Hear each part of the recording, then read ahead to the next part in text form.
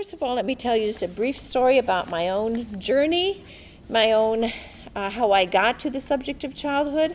I went to St. Olaf College. It is a college in Minnesota, and I studied music and English, but I was very interested in theological questions, and I thought I'll go 1 year to the University of Chicago, which had a wonderful program in theology, and then either go on in music or English.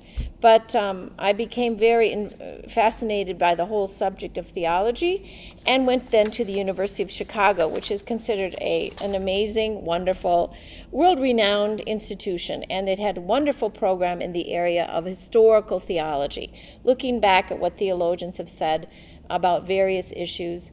And I focused my research there on 19th century German theology, looking at people like Herder and Schleiermacher and Hamann. And I spent about 5 years of my study, a couple years during graduate school, but then 3 years on and off after graduate school doing research and studying in Germany. So I had wonderful training in the area of historical theology, learning about the whole tradition, studying influential theologians. But during my whole graduate study at the University of Chicago, and then periods where I would go to Germany and do research on 19th century German theology in places like Weimar and Wolfenbüttel and Berlin, the subject of childhood never came up. It was not a subject of intellectual inquiry, children or the family.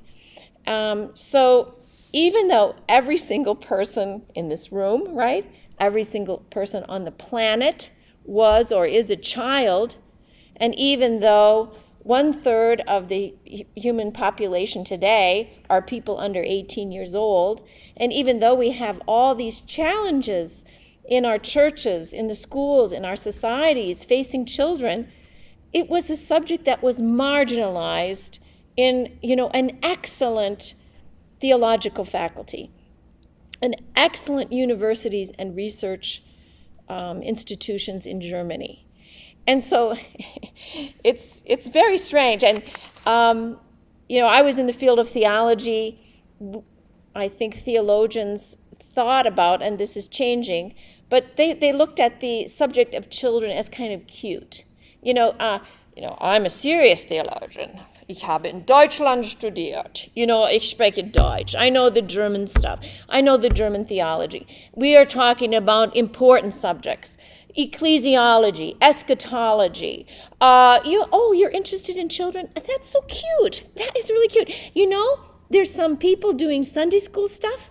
You go over there. You talk to those Sunday school teachers, or, you're interested in children. There's some religious educators over there, right? And if you're interested in that, you go over in that corner. But if you're the serious theologian, we're staying up at the adult table. It was almost like we're shoving you off to the kinder tisch, the child table. So it's very marginalized, and I really think that it was this subject of children and the family was seen as beneath the serious theologian.